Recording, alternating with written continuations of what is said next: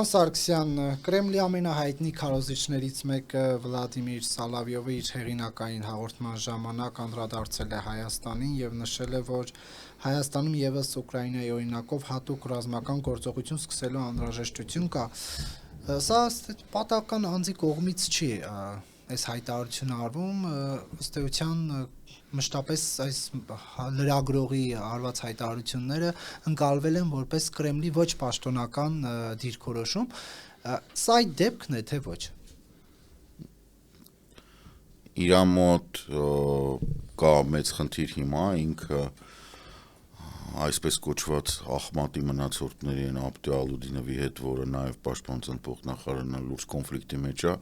գաղափարախոսական առումով, այսինքն իր ղեկավարած ինստիտուտը, որը տարածում էր տեղեկություններ եւ թիմ էր, եւ այդ Աբդի Ալուդինովին, որին նաեւ մի մասով մնացել էր Պրիգոժինի ժառանգությունը, իրանք հիմա լուրջ պայքարի մեջ են իրար հետ, պետական բյուջեների համար, որտեղ բյուջեները կրճատվում են, կապված նրա հետ թե ուր կգնա Ռուսաստանի այդ համապատասխան հատկացվող գումարները, դրա համար մեկը մյուսի հետևից երկուսն էլ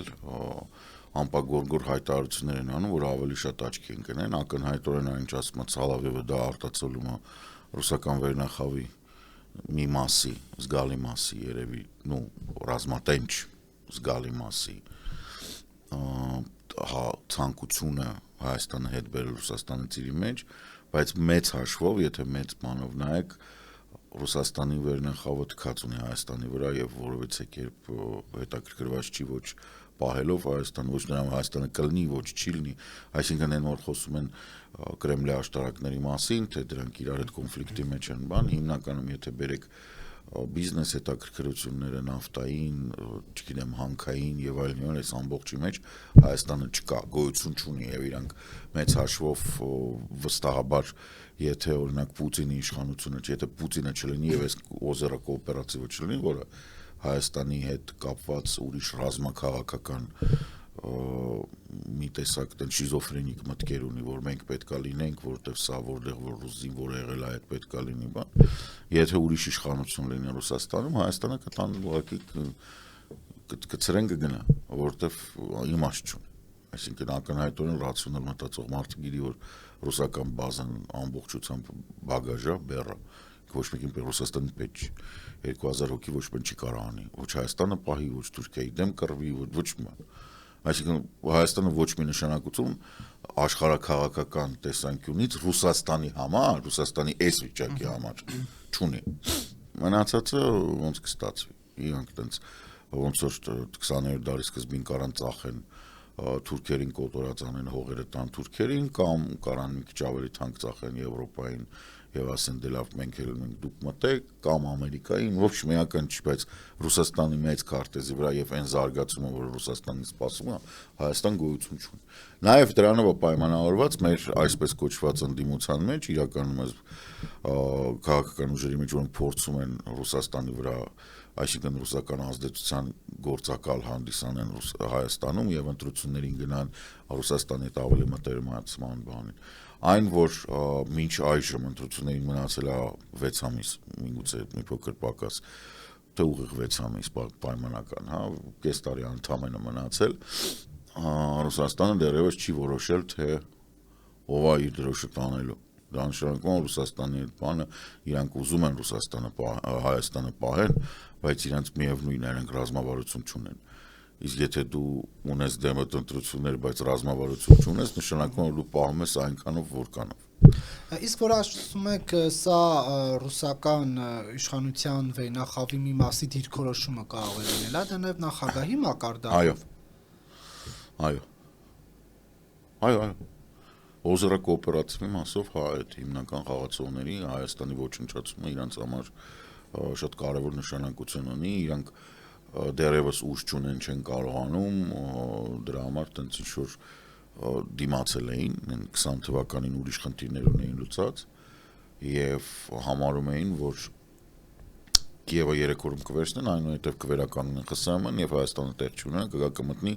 ամբողջությամբ։ Այսինքն Հայաստանի պետականության ոչնչացումը Ռուսաստանի պլաների մեջ է, սկսած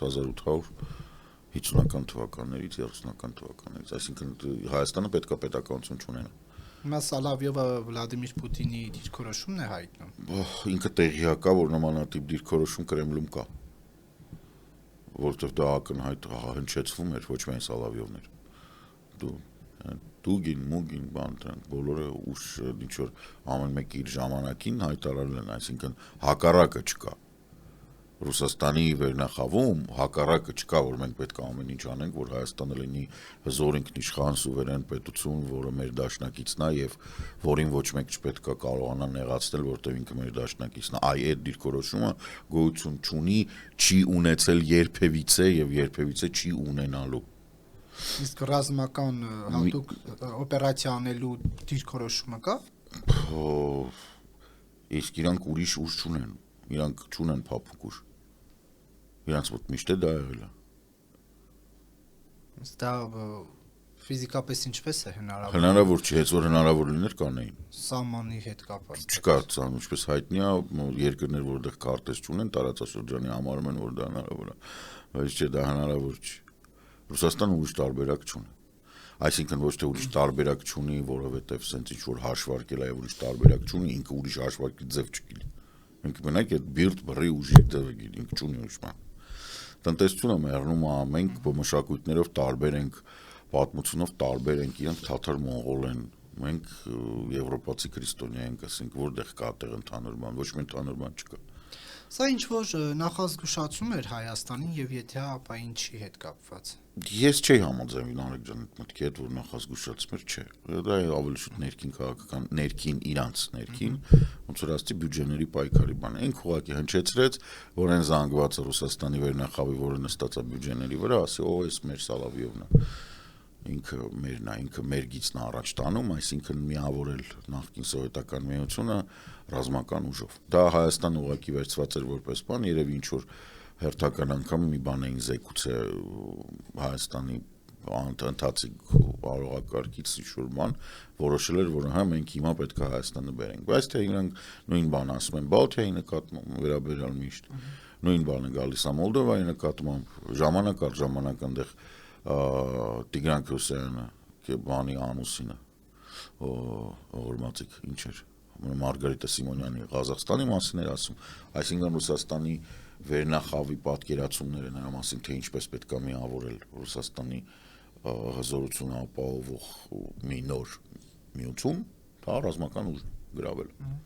Ինչ պետք է անի Հայաստանը Սոլովյովի հետ,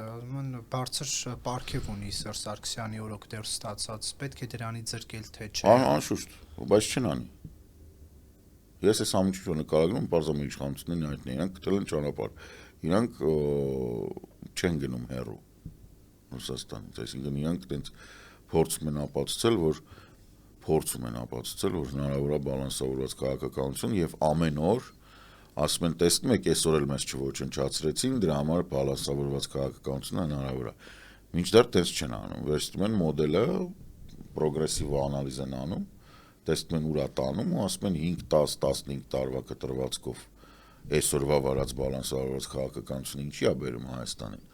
Դրական թե բացասական, եւ այդ տարբերակով, եթե նայենք 5 տարվա կտրվածքով այսօրվա բալանսավորված քաղաքականությունը բերում է 0 կամ մինուս նույնիսկ արդեն 10 տարվա ընթացքում բացարձակ մինուս է։ Բացարձակ մինուս առանց ոչ մի բանի, որտեղ այն պահին, երբ ավարտվեց ռուս-ուկրաինական պատերազմը եւ այնտեղ գնացին բանակցությունները, Հայաստանը պետք է Ռուսաստանի հետ որևէ պայմանագիր չունենա, որ Ռուսաստանը չկարողանա օգտագործելով այդ պայմանագրերը Հայաստանը միանգամից կուլ տա, որովհետեւ հենց որ ուկրաինական պատերազմը ավարտվեց այսպես եւ թե այնպես, այս իշխանության վարած քաղաքականության պատճառով Ռուսաստանը կարա այնպես անի, որ Հայաստանի զարգացման ճանապարհները փակվեն։ Դրա համար մինչև ռուս-ուկրաինական պատերազմի ավարտը Հայաստանը պետք է դուրս գա ոչ միայն հապկից, այլ նաև ԵԱՏՄ-ից, որ դու տնտեսապես չկարողանաս հասանելի լինես Ռուսաստանին։ Պարոն Սարգսյան, այդ պարգևը, որը տվել են Սալավյովին, դա երկու երկրների բարեկամության, ժողովրդի միջև կապերի ամրապնման համար եղել։ Երբևէ Սոլովյովը դիրքերից հանդես եկել է, որ արժանացել է այդ պարգևին։ ինչ որ պահի երբ ինքը ինչ որ պահի երևի թե եղել է, դա հենց այնց ու չէին տա, բայց ես չեմ հիշում։ Ես երկար չեմ հետևում ռուսական բանը։ Մյուս կողմից գիտեք, դա ինչ որ մի տեսակ դրա մեջ ինչ որ նոքարական բան կա։ Ռուսաստանի ինչ որ լրագրող ինչ որ խոսացել է, եկեք կանչենք, որ շքանշան տանք։ Կանչեցին, տվեցին, ես երևի եղել է։ Կարող եմ սրանք փող են տվել, խոսացել է։ Կարող չգիտեմ, չեմ ասի, որ ինքը ազդել է այդ իր խոսելը։ Այսինքն եթե դա եղել է 2009-ից հետո, ապա ոնց կարելի է բացատրել T90-ների եւ BMP-2-ների վաճառքը Ադրբեջանին, նույնիսկ BMP-3, եթե չեմ սխալվում։ Այսինքն քարորիա հետագայում ասենք բան, խոսել է, բայց հետո ինքը խոսել է լրիվ ադրբեջանական դիրքերից, հետեւաբար այդ եթե նույնիսկ ինքը երբևիցե խոսել է Ռուսաստանում Հայաստանի մասին դրական, դա իր ներքին համոզմունքը չի եղել։ Դա եղել է rank։ Կոպիրկինը կանչվել է արտգործնախարարություն, նրան հանձնվել է բողոքի հայտագիր, որում խորը վրդովմունք է արտահայտվել պետական հեռուստաընկերության մաս կազմող ծրագրի եթերում հնչած հայտարարությունների կապակցությամբ Հայաստանի արտգործնախարարության խոսնակն է հայտնում եւ ըստ Անի Բադալյանի ընդգծվել է, որ դրանք Հայաստանի Հանրապետության ինքնիշխանության դեմ անթույլատրելի ոտնձգություն են ու թշնամական դրսևորում եւ կոպտորեն խախտում են Հայաստանի եւ Ռուսաստանի միջև բարեկամական հարաբերությունների հիմնական սկզբունքները։ ԱԳՆ-ի ես դիրքորոշումը Կոպիրկինին կանչել այս մի քիչ ավելի թույլ է, քան ես կցանկանայի։ Մի քիչ ավելի կոշտ պետք է լիներ հայտարարությունը, որովհետև սա ինչ որ կերպ հղում չի անում, որ գոյություն ունեցող պայմանագրերի խախտում է, եւ սա հղում չի անում, որ սա առաջին անգամ է, որովհետև նույն Սալավիովի հետ կապված արդեն եղել էին դեպքեր եւ այդ դեպքերը ինչ որ ոնց հետևանքներ ունեին Հայաստանի եւ Ռուսաստանի միջեւ, այսինքն սա պետքա հնչեր եւ լիներ, որ այսինքն դու բան այլ ոնց որ ռեցիդիվ է եւ ռեցիդիվի պատիժը պետքա լինի ավելի կոպիտ, քան նախորդ, չպետք է կրկնվի, եթե առաջին անգամ այդ քիչ թե շատ փափկությունը տանելի էր, ու ինձ համար չէ, բայց ասենք բալանսավորված քաղաքականություն վարող մարդիկ կարող ասեն դե բալանսավորում ենք, բան չենք անում, հիմա արդեն սա ռեցիդիվ է, հենց նույն Սալավիովի տեսանկյունից, հետեւաբար սա պետք է լինի ավելի կոշտ, կոպիտ, ընդհանուր մինչեւ ասենք չինեմ 2 հոգու բանից դեսպանատան աշխատողներից Հայաստանից վրընդել ու լավ առիթ է ռուսկի դոմը փակել, Ռոսատոմիչտան փակել, իրանց ԶԼՄ-ները սկսել փակել, ոչ թե sense հայտարարություններով, այլ հիմք ընդունելով սա, արգելափակում ենք, վերջել չի լինելու, առավել ևս ընտրություններ են դեմդ մնացել, ու մենք ունենք Մոլդովայի փորձը, որ Մոլդովան հենց այդպես է արել ընտրություններից առաջ, որը թույլ տվեց ինչ որ կերպ նեյտրալիզացնել ռուսական գործակալական ցանցը այդ երկրում, որը պակաս չէր ինձ թվում Հայաստանի չափեր մի քիչ ավել։ Ինչու չենք տեսնում այդ վճռականները գործողությունները։ Որովհետև Նիկոլ Փաշինյանը վաղկոտ կառավարության ղեկավար է։ Դա մեկ, երկու, իրանք մինչև հիմա շարունակում են մնալ ԵԱՏՄ-ի շրջանակներում։ ԵԱՏՄ-ն շատ պարզ որ նայում եք, ախր ոչ մեկ չի թաքցնում։ ԵԱՏՄ-ն ստեղծվել է որպես Ռուսաստանի համար շուկա ապահովող միություն, սուտ է, ոչ մի տնտեսական ինչ չկա։ Դա ուղղակի Ռուսաստանի համար ստրուկ սատելիտների միավորում է։ Ով ուրիշ բան է ասում, նենգաբար ստում է կամ բութ է, կամ չի հասկանում ինչ է։ Բոլոր տարիֆները, որոնք գոյություն ունեն ԵԱՏՄ-ում, այսինքն որոնք սահմանափակում են, կամ գին են ավելացնում ապրանքների վրա, իրանք ձեռնտու են բացառապես Ռուսաստանին։ Այսինքն կան տարիֆներ, որ նաև միգուցե կարող է Ղազախստանին են օգուտ, բայց տարիֆների 99%-ը ստեղծված են հենց Ռուսաստանի տնտեսությունը իրեն լավ զգա, ոչ թե որպես ապացույց մենք ասենք բանը տարեկան 250-ից 340 միլիոն դոլար գումար էինք ուղարկում ԵԱՏՄ, ավելի շատ, քան ստանում էինք ընդերից։ Այն պարագայում, որ ասենք բան չի էլ։ Այսինքն եղավ այս հայտարարությունը, դեսպանին կանչեցին, ասեցին ու վերջ փակվեց թեման։ Դե հա Նիկոլենք տենց են։ Նիկոլենք չեն պատրաստում դուրս գալ ԵԱՏՄ-ից, Նիկոլենք չեն պատրաստում դուրս գալ ՀԱՊԿ-ից, չնայած սառեցրել են, բայց դե սառեցրել ենք, տենց կապասառեցնենք էլ, տենց այդ բանի մեջ, այդ ոչի մեջ, որը շատ-շատ վտանգավոր է Հայաստանի համար, ասում եմ, այն պահին, որ ռուս-ուկրաինական պատերազմը կավարտվեց, եթե մենք Ռուսաստանի համար հասանելի տեղ լինենք, այսինքն ԵԱՏՄ-ը բանա, իրանք խեղտ են կուտեն տնտեսությունը։ Կուտեն, որովհետև իրանք այնտեղ գնելու են տրիլիոնավոր ռեպարացիաների տակ։ Իրանք Ուկրաինային ահռելի մեծ գումարներ պետք է վճարեն, բայց միևնույն ժամանակ պատժամիջոցները ոչ մեկ չի փակել։ Եվրամիության պատժամիջոցները մտցված են այն կանոնակարգով, որ պատերազմի ավարտից հետո առնվազն 10 տարի մինչև ռեպարացիաների վերջը այդ պատժամիջոցները չեն դուրս գալու, որովհետեւ Ռուսաստանը չկարողանա բան բերի։ Ամերիկայի Միացյալ Նահանգների պատժամիջոցները, եթե իրանք դուրս եկան նույնիսկ, իրանք հիմնականում նավթագազային ոլորտին են վերաբերում, այսինքն դրանք գումարին, բայց այդ գումարը ամբողջությամբ պետք է գնա Ուկրաինային, մինչև այդ մոտ 1 տրիլիոնը լրացնեն։ Հիմա ստացվում է, որ Հայաստանը դառնում է նորից Ռուսաստանի համար այն ինչ որ 22 թվականին եղավ, երբ ռուսները եկան սաղ գները բարձրացան, մարդկանց տաներից հանեցին, որտեվ իրանց ռուս տիրակալներն էին եկել Վարշավ պետք է մնային, մի փսլենքոտ էկոնոմիկայի նախարարելի կդնեն, ինքը կասի ռելոկանտ, ոչ էլի տնտեսությունը կապականվի, էլի տենց բան կոտրաստ հաշտակի առաջ կմնանք, էլի։ Դրա համար մենք պետք է ամեն ինչ անենք, որ ռուս-ուկրաինական պատերազմի ավարտից նույնիսկ 1 տարի առաջ մենք ԵԱՏՄ-ից դուրս գանք։ Պարոն Սարգսյան, ըստ էության իշխանության արձագանքը թույլ համարեց, իսկ ընդդիմության արձագանքն ինչպիսին էր։ Ընդդիմությունը ես էլ եմ ասում, ընդդիմությունը ես ընդհանրապես լուրջ չեմ վերաբերում իրենց, որովհետև իրենց քաղաքական դիրքորոշումը որպես այդպեսին գոյություն չունի, ինքը ասում է եկեք գնանք Ռուսաստանի կամաց դառնանք։ Այսինքն որ թարգմանում ես այն ամբողջ ինչ որ իրանք ասում են։ Մեկ իր ձևով, մյուսը 100 տարի չդավաճանելով, այն մյուսը չգիտեմ ինչ, բայց բոլորի մոտ նույն գաղափարախոսություն։ Եկեք գնանք Ռուսաստանի մաս դառնանք, ընդդիմություն չի։ Դե հակապետական ինչ որ կիսագրագետ մարդկանց, կաշառակեր կոռումպացված մարդկանց ակումբը։ Կոռումպացված անգլերեն բառի իմաստով, այսինքն հայերենին կոչվում է փչացած, բայց չեմ ուզում ասեմ փչացած, որովհետև իրանք չգիտեն այդ բառի իմաստը, կմտածեն սեռական բանի նկատի ունեմ, չէ, կոռումպացված, ուղեղով բանով այդ բանով։ Դե բայց օրինակ իրանք հիմա Հայաստանի համար ասում են փրկության պայքար են տանում, հա? Քոչարյանը, Սամվել Կարապետյանը, Դաշնակցությունը, իրենք ինչու չեն արձագանքում այս հայտարարությանը։ Հայաստանը ազատ երկիր է, դուք նույնիսկ կարող եք, չգիտեմ, տապակած կարտոֆիլի վրա խտացրած կաթ լցնել եւ տենց ուտել։ Ցանկացած գիժ Հայաստանում իրավունք ունի ապրելու, գժանոցի, կոյկայի եւ այլն, եւ նույնիսկ դեպքեր կան, որ պարլամենտի աթոռի լուրջ պետք չի վերաբերվել դրանց։ Չէ, լուրջ պետք է վերաբերվում քան որ չպետք է թողես, որ ինքը գնա ատոմակայանի հետ կոճակի կողքը նստի հանգարց ինքան չսխմի մի բան վնաս տա։ Բայց եթե կարողանում ես տենց իրան պահես, որ ինքը տենց ոչ մեկին վնաս չտա, գիժա դու ուզում ես ասֆալտ կրծի։ Ինչ է բանան։ Իրանք գոյություն չունեցող քաղաքական ուժերի, գոյություն չունեցող գաղափարների ջատագովն են։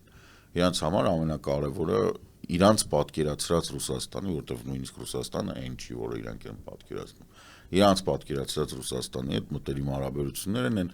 որի միջոցով իրանք կարողանան իրանց սեփական կամ իրանց զավակների տնտեսական, ֆինանսական հարցերը երկարաժամկետ լուծել։ Նույն բանը իդեպ սրանք են անում։ Այս մեր իշխանություններն են, որ շատ են տարբերվում։ Ուղղակի սրանք ելնելով նրանց որ բանի մեջ են կառավարման գործընթացի միջազգային հարաբերությունները, իրանք մի քիչ ավելի լավ են այս հիմիկվա իշխանությունները, մի քիչ ավելի լավ են պատկերացնում, թե Ռուսաստանը իրենց ինչա ներկայացնում, բայց գաղափարապես նույն բանն է։ Իրենք իրենց եւ իրանց զավակների համար ստեղծում են ֆինանսական ապահովություն առանց Եվրոպայի։ Ուզում են, որ իրանց երեխեքը գնան Եվրոպայում սովորեն, ապրեն, լավ զգան, բայց Հայաստանը պետք է լինի Ռուսաստանի բանի մեջ, որովհետև եվրոպական մոդելի մեջ այս վերնախավները, որոնց ես չեմ տարբերակում մեկը մյուսից, թե ԿՊ-ն, թե բան, ասեմ կամենակարգառու ներկայացուցիչ Խաչատուր Սուքիասյանը, Լևոն Տեր-Պետրոսյանից սկսած օլիգարխա կամ դախլչիա կամ ինչ ուզում եք անունը դրեք։ Ասենք ոնց կարա մարդը կամ ասենք նույն Ծառուկյանը։ Իրանք ինչ-որ բանա փոխվեն իրանց համար։ Չէ, իրանք նույն մոդելի մեջ են։ Բայց եվրոպական մոդելի մեջ ոչ մեկը ոչ մյուսը գոյություն չունի։ Հենց այդ է հարցը։ Եվրոպական մոդելի մեջ նույնիսկ Այլոն Մասկը գոյություն չունի, ինչպես տեսնում եք ժամանակ առ ժամանակ տանում մտցնում բաների տակ, պատժամիջոցների տակ 150 միլիոն, 200 միլիոն Twitter-ի համար։ Հենց որ Պարոն Սարգսյանից Սալավյովի հայտարարությունից հետո իշխանականները, քպականները, այսպես բան դիրքերից, մուննաթի, բա ուր են լրագրողները, լրատվամիջոցները, ընդդիմադիրները, ինչու են լռում, ինչու չեն դատապարտում։ Լավ, լրագրողներ, հիմա մենք խոսում ենք, ես հարց տալիս եմ, դուք դա համարում եք վատ հայտարարություն, եթե կարճ, բան անենք։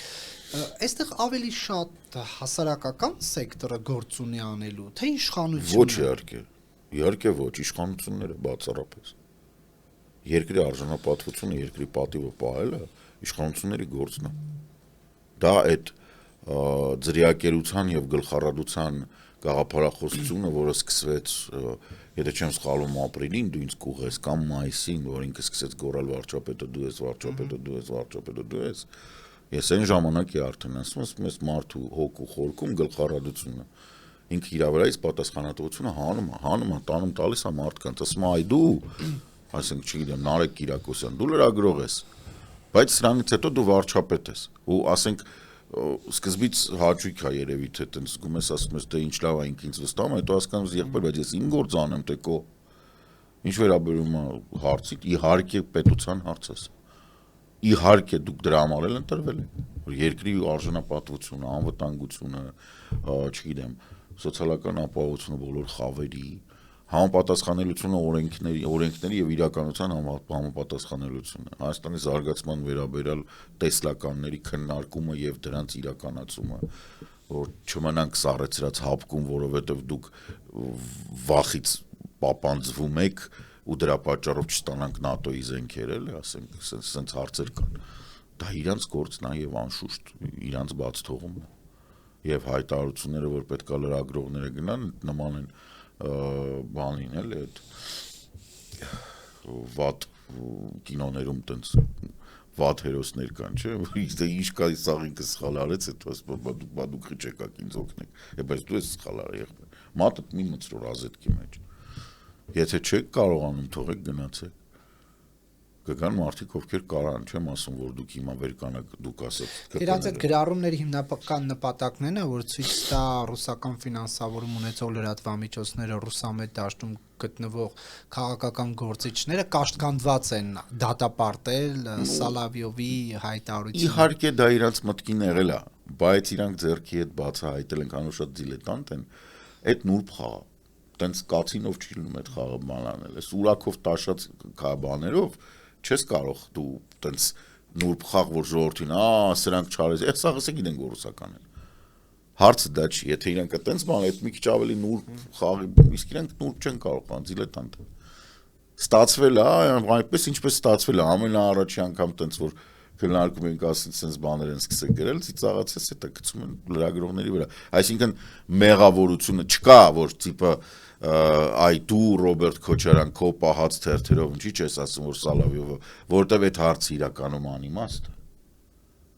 որովհետև այ դու Ռոբերտ Քոչարյան Պուտինի լավագույնն են երբ Պուտին դալ դաբրո խի հերախոսը չես վեկալում ասես Վլադիմիր Վլադիմիրովիչ մի հատ այդ Վլադիմիր Սալավյովին մի տեքցի քացու տակ մի հատ Նավալնի արա Տուրուսիկի մեջ մի հատ նավիճոկ քսիելը տենանք ոնց է մխկտում բայց տենց է արվում եթե դու հայտարարում ես որ դու Պուտինի Պուտին դաբրո ապրել ես 20 տարի աշխարհում այդ տենց է դու այդ հարցը տենց ես լուծում եթե դու այդ հարցը պետք է լուծես նույն ձև ոնց որ ասենք Նիկոլ Փաշինյանը այսինքն եկեք լրագրողներով մի հատ ճնշում գործադրենք Սալավյովը ուրեմն դու ես սուտ խոսում կամ սաղդ նույնն եք այսինքն ես այն ինչ որ պնդում եմ որ իրանք բոլորով նույն ռեսուրսից են օգտվում կոպիտ ասած այդ մի հեռախոսի համարն է որ իրանք իրեն բոլորը կարան զանգեն ասեն Վլադիմիր Վլադիմիրովիչ Նիկոլը շաբաթը 3 անգամ զանգում է նրանց ժամանակ չի մնում որ զանգեն ու տենց իրանք այդ մի համարի տելեֆոնի բուտքի մոտ սենց իրար տփելով բանելով թող այսօր ես եմ զանգելու այսօր ես եմ զանգելու խեղկատակ տենց ինչ որ նայում ես ասես լուրջ մարդ է երկիր է կառավարում մեկը մյուսը տեն մյուսը յանիմ թե չէ մի աշկանի Լևոն Տեր-Պետրոսյանը շաբաթը մեկ կապիրկինի մոտը որ ընդունում է այդ ինչ է Դե գուցե մի անգամ որ ընդունի արդեն կասի Սալավյովի հայտը Ինձ թվում է վերջի անգամ ընդունել է ասել է ասա որ ասեն Լևոն Տեր-Պետրոսյան Հա, վերս իրանից սпасելի է Չգիտեմ, ես իրեն չեմ հավատում Չէ, բայց կա հայ որ Հայաստանի գոյությանը դեմ լինի Հա, Լևոն Տեր-Պետրոսյանը 92 թվին ով թողեց որ բազան մնա 97-ին ով Ռոբերտ Քոչարյանին բերեց։ Չկա ապացույց, որ ինքը ուզում էր։ Հասկանում եք, հիմա մենք հետադարձ հայացքով նայում ենք, ամեն ինչ ստացվել է։ Ամեն ինչ ստացվել է։ Բայց արդյոք ստացվել է, որովհետև իրանք էին ուզում։ Թե ստացվել է, որովհետև շանս չկա, որ հիմա արդյոք Նիկոլն է ուզում, որ Հայաստանը գնա Եվրամիություն, իհարկե ոչ։ Դա պատմության պահանջ է, այդ պատմության կոպիտ ասած ընթացքը մեզ տանում է այնտեղ։ Նիկոլը դա չի ուզում։ Որտեւ եթե Նիկոլը ուզենար, ինքը 18 թվից այդ հայտարարությունը կաներ, վեկտորը կփոխեր, ֆրանկոֆոնիային 56 երկրի ղեկավարներ էին հիմնականում արևմտյան, կստորագրվեր, կասեր արի գնանք, ման։ Պարոն Սարգսյան, հարևան Իրանում ինչ է տեղի ունենում։ Ի վերջո սոցիալական խնդիրների հիմքով ստեղծված առաջացած միտինգ է դա, թե այլ ենթատեքստ ունի, ուղղակի սոցիալական հարցեր բարձրաձայնելով ավելի հեշտ է մարդկանց համախմբել շուրջը։ Առաջի օրերի ապստամբությունները հիմնականում տնտեսական էին արեք, նույնիսկ սոցիալական չէին։ Այսինքն խոսքը վերաբերվում էր իրանց տարադրամի փոխարժեքի տատանումներին, որի պատճառով փոքր եւ միջին բիզնեսը ոչ միայն զրկվեց, ասենք վերջի մի 10 օրվա մեջ, իրանք բողոքում են, ասում մարդ չի գալիս։ Այլ նաեւ անհնար եղավ իր հետագա, ասենք ներդրումային գաղափար։ Հետո դա դարձավ բողոք, որը ուղղված է այն հիմքերին, որի վրա կառուցված է Իսլամական Հանրապետությունը։ Այսինքն շարիատի կանոնների, իսլամի եւ այլն, ու Շահրեզա Փահլևիի, ասենք, թագաժառանգի անունն են տալիս որպես ալտերնատիվ։ Թե որքանով այս բողոքի ակցիան ինքը անշուշտ կոժանդակի կօգնի նրան, որ ռեժիմի հիմքերը ճակ կտան։ Հաստատ ինքը թեթև չի պրծնի այս ամեն ինչից։ Բայց ռեժիմը կփոխվի թե ոչ, դժվար է ասել։ Ինքը լավ հիմք է, որպեսզի հետագայում բանալի կարող է տևի տարի կես 2 տարի, որի հետևանքով նոր ռեժիմը փոխվի, բայց հիմա դժվար է ասել, որովհետև այս պահին իսլամական բանի հեղափոխության պաշտպանների կորպուսի մի մասը սկսում է զենք կիրառել, իսկ մարդիկ զենք չունեն, ինքը չի դառնում, էլի, չի դառնում բան նորմալ պայքար, ինչ-որ մի պահի իրենք պիտի գնան մտնեն տներով, կամ պիտի մեռնեն, երկուսից մեկը, ոչ մեկ չգիտի ինչ անեն։ Այս ցուցարարներն էլ ըստ հրապարակումների գրավում են, այրում են։ Գոյություն ունեն ուղղություններ, որտեղ դա հնարավոր է, այդ հյուսիսային Հորասանն է, որը Աֆղանստանին կից բանանդեղ զենք կա ինչ-որ չափով, նաև բնակչության էթնիկ կազմն է թույլ տալիս, քրդական տարածքներում է դա հնարավոր, որովհետև Քրդաստանից բանը զենք է գալիս, իրանք էլ են կարողանում, առաջի անգամը չի այնտեղ կլանային համակարգն է շատ ուժեղ, ասենք փոքր քաղաքներում ապրում է 2-3 կլան, որոնք նաև քաղաքի շուրջ արոտավայրերում, գյուղական բնակավայրերում էլ այդ կլաներն են։ Դրա համար եթե դու այդ կլանի ներկայացուցիչի վրա քաղաքի ներսում ինչ-որ ուժ ես կիրառում,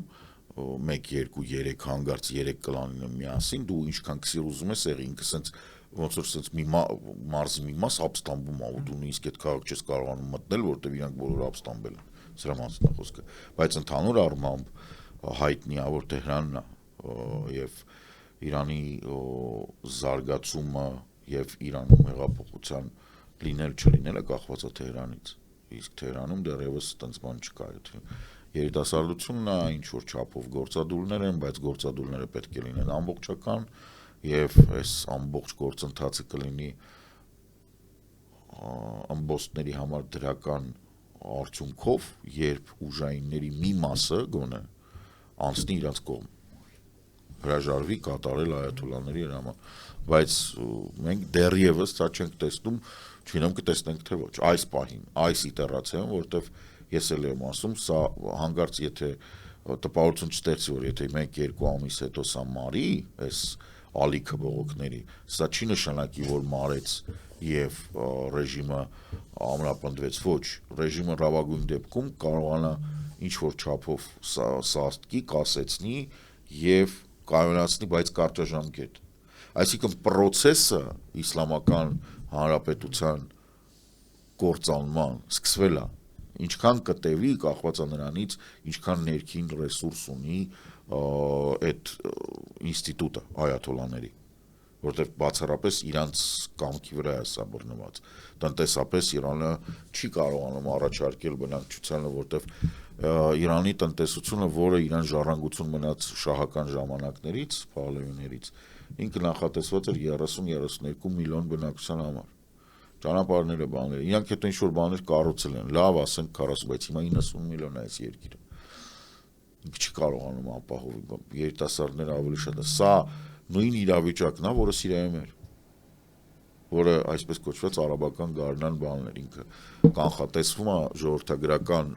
բաներով, գործիքներով, երբ դու նայում ես, բնակչության կտրուկ աճ է տեղի ունենում, եւ քանի որ այդ տիպի ռեժիմները ոնց ասեմ, նույնիսկ ոչ տոտալիտար, բայց նույնիսկ ոչ տոտալիտար ռեժիմներ, որոնք մի քիչ ուժայինի վրա են հիմնված եւ գաղափարախոսության իսլամական, իրանք ներդրումային քաղաքականությունը վարում են սխալ, շատ մեծ շեշտ տնելով ռազմականի, պատմականորեն իսլամական ցանկացած կրոնական պետությունն են, որ խալիֆատից, քալիֆներից որ նայում ես, տենց է, ռազմական ուժը քրիտիկական է։ Սխալ է վերաբաշխվում բյուջեն, եւ բնակչությունը երբ որ սկսում է աճել, ենթակառուցվածքները ունակ չեն բավարարել այս ամբողջը։ Իրանում ամեն ինչ սկսվեց այն պահից, երբ ջրի պակաս առաջացավ, բայց ջրի պակասը նոր չի առաջացել, արեք։ Ինքը երկար պատմություն է։ Ջրի պակասի մասին Փեժիշկյանը խոսում էր դեռևս իր ընտրությունների ժամանակ, այսինքն Ռայիսի մահի հետ մոտարապես մայիսն էր, այն նախորդ տարվա։ Եվ խնդիրը ոչ միայն ջուրն է, այլ նաև հոսանքն է, այլ նաև անասին ենթակառուցվածքները չեն դիմանում 90 միլիոնանոց բնակչությանը, վերջակետ։ Միջազգային միջամտություն կլինի, թե չէ, հատկապես Թրամփի կողմից, որովհետև Միացյալ Նահանգների նախագահը ասում է, որ սպառնացել են միջամտել, եթե Իրանը սկսի սպանել ցուցարարներին, հիմա 500 զոհի մասին է խոսում եւ 11000 ձերբակալվածի եւ սա այս տեղեկատվության սուղ պայմաններում, թե իրական թվերը ինչքան են։ Ոչ մեկ չգիտի, ճիշտ ես ասում։ Հիմա ինչ կանի Թրամփը եւ նախորդ անգամ 19 թվականներ, եթե չեմ սխալվում, երբ վերջում պարզվեց, որ 1500 զոհ էր։ Այդ ընթացքում ասում էին 200, հիմա ասում են 500 ու հələ վերջը չի երևում։ Այսօր դու ամբողջությամբ ճիշտ ես նկարագրում իրավիճակը, ինքը կարող է 5-6000 լինի։ Ուրիշ հարցը Թրամփը ինչ կարող անի ու շատ մեծ դժվարությամբ կարելի պատկերացնել, որ Թրամփի արածների ինչ որ մի մասը նու հակարա զենք բաժանի։ Այսինքն ինքը կարա Իրաքի սահմանին կանգնած քսիրի կետերը ռազմականով ոչնչացնի, սահմանը սարքի թափանցիկ ու ֆուրերով զենք մտցնի բաժանի։ Ուղղակի հետո ինչ անելու հայտնի չի։ Այսինքն լավ այդ զենքը եղավ, լավ այաթոլաներին գցեցին, բայց դրանից ոչ ջուրը կավելանա, ոչ ցորենը, ոչ ենթակառուցվածքները խելքի կան, ոչ բան չի լինի։ Բացատրում եմ Իրանի խնդրեմը լրիվ հասկանալի, բացատրելի դեմոգրաֆիական, սոցիալական եւ տնտեսական է։ Գաղափարախոսությունը երկրորդական է, գաղափարախոսության խունենք դուրս են գալիս գաղափարախոսության դեմ, որովհետեւ գործող իշխանությունները այդ գաղափարախոսությունը սարքելով մատի փաթաթան ոչինչ չեն անում։ Իրանք ասում են մենք սա չենք անում, որովհետև սա մենք բան ենք սարքում, ատոմային ռումբ ենք սարքում, որովհետև մեզ էս սատանի ստեղծած Իսրայելը ուզում է փչացնել, բայց մեկը մյուսի հետ կապ չունի, եղբայր։ Իրանք շատ հանգիստ ապրում էին այդ երկրում, այդ գաղափարախոսությունը չեն անհանգստացնում, մինչդեռ իրանք չհասկացան, որ իրանք հացը, ջուրը, հոսանքը, կոյուղին, այդ ամեն ինչը չկա, որովհետև այաթոլաներն են տենց որոշում, որ իրանք ստանում են ինչ-որ գումար, ինչ-որ նավթի քանակ ծախում են, չի Իրան։ Դել վաճառում, այս վաճառած գումարը ասենք տանում է զենքի հետ, ասում է զենքի մի տուն, ենթակառուցված սարքի ջուր ունենամ։ Հիմա եթե Թրամփը խառնվեց, այաթոլաներին գցեց, Վենեսուելայում տեսանք, ինքը ասում է, ախպեր դուք ոնց իրար մորթում եք, իրար միս էիք ուտում, տենց էլ մտալ, այս ռեժիմն է մնում, ինքը ինչ ուզում անում է, ինքը ում ուզում այդ նարկոտիկը ծախում է, ուղղակի նավթի փողը ինձ է տալի։ Նույն բանը լավագույն դեպքում, որ պատկերացնեք, որ շուտ բան անում Տրամպը իր ուզածով։ Այն նույն բանն է ալնելու։ Հիմա որ Իրանի նավթի գումարը գնաց Տրամպին, այդ մարդկանց ջուրը ավելանալու հոսանք։ Չէ, մի ամիս հետո տալու են այդ Տրամպի մնացած այդ բաներին են մորթեր գցեն, ավելի վատ է լինելու, առավելևս մեզ համար։